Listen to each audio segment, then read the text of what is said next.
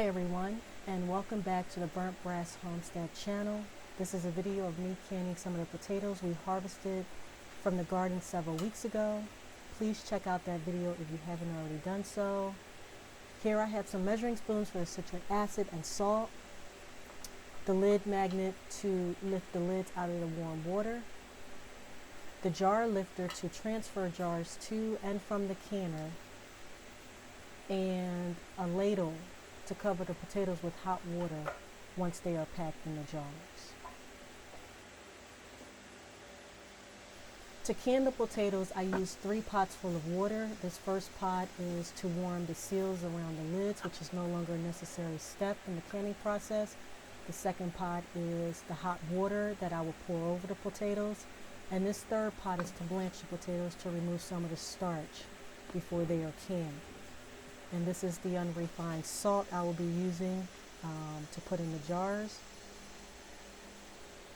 And these are several quarts of jars that I have cleaned, and I will be packing the potatoes in once they are peeled and chopped. This bowl will be filled with water, and to this water I will add citric acid, about a teaspoon to the gallon of water. Once the potatoes are chopped and this basket is full, the basket will be transported over to the boiling water to blanch the potatoes for about 2 or 3 minutes. And then from there, I will go ahead and pack the jars with the potatoes. And today I will be using the All-American canner to can the potatoes. The potatoes are cleaned thoroughly with the vegetable scrub brush to remove any remaining soil. Next, I spend too much time determining which peeler to use to remove the skin from the potatoes. Once that decision is made, I peel the potatoes and I remove any dark spots or blemishes.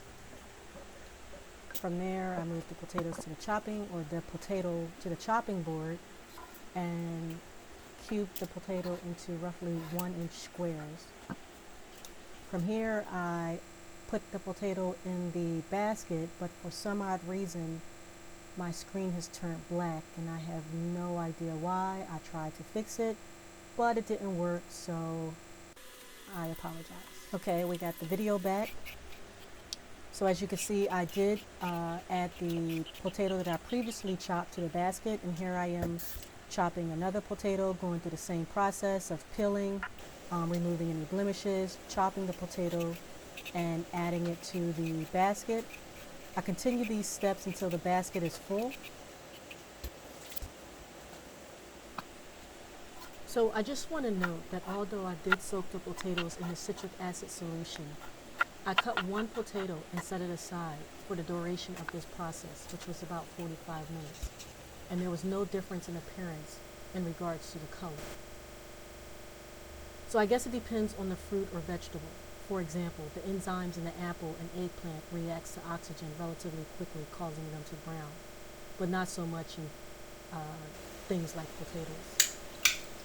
So the steam basket is about 3/4 of the way full of cubed potatoes.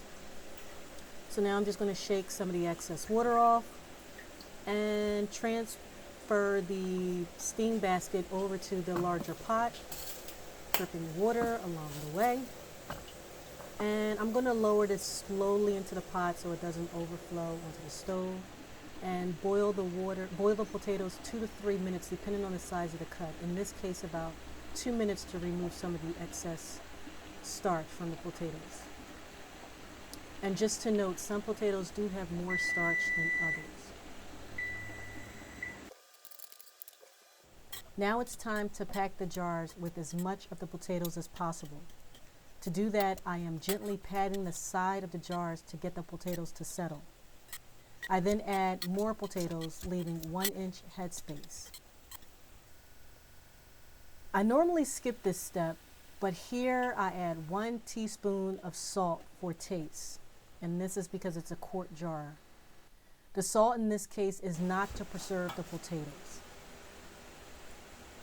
Now the jars are ready to be filled with hot water from the pot containing the clean water. The water that the potatoes were boiled in contains too much starch, so that cannot be used. As always, I debubbled each jar to remove trapped air.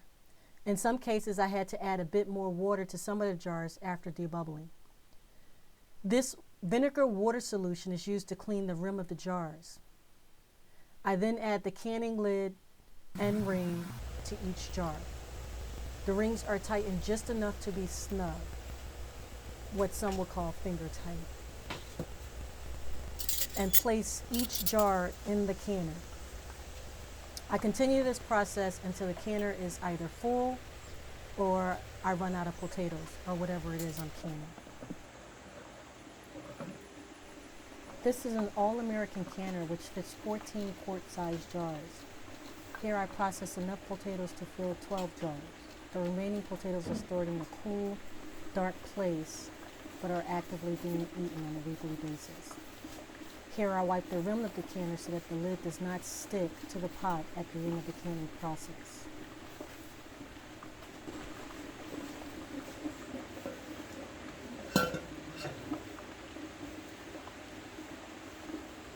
It's time to put the lid on the canner, paying close attention to the arrow on the lid that when turned clockwise will line up with the small indentation on the pot. This in turn lines up the opening for the clamps to be raised and tightened. As you can see, I am fastening the clamps on opposite sides to keep the lid level.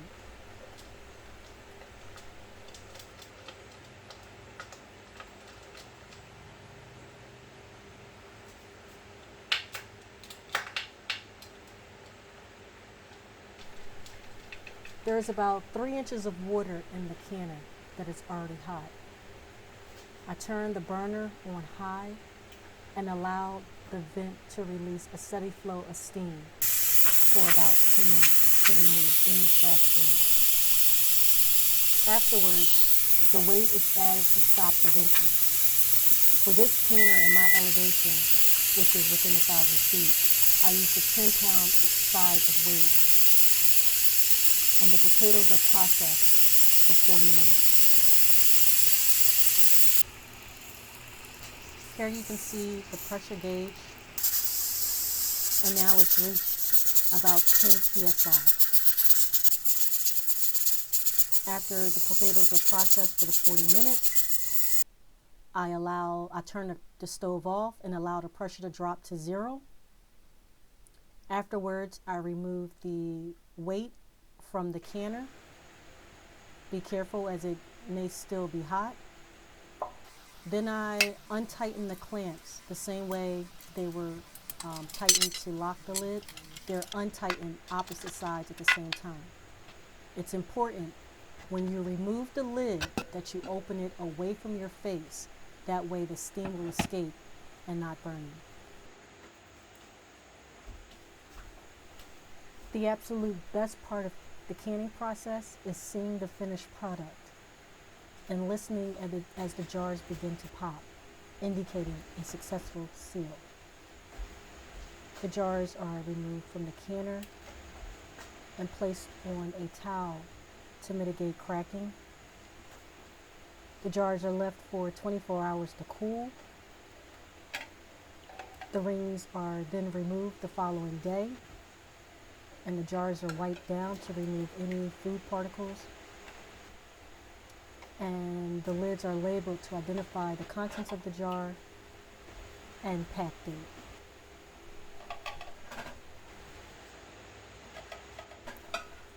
This was not meant to be a canning tutorial, but there is enough information to get started.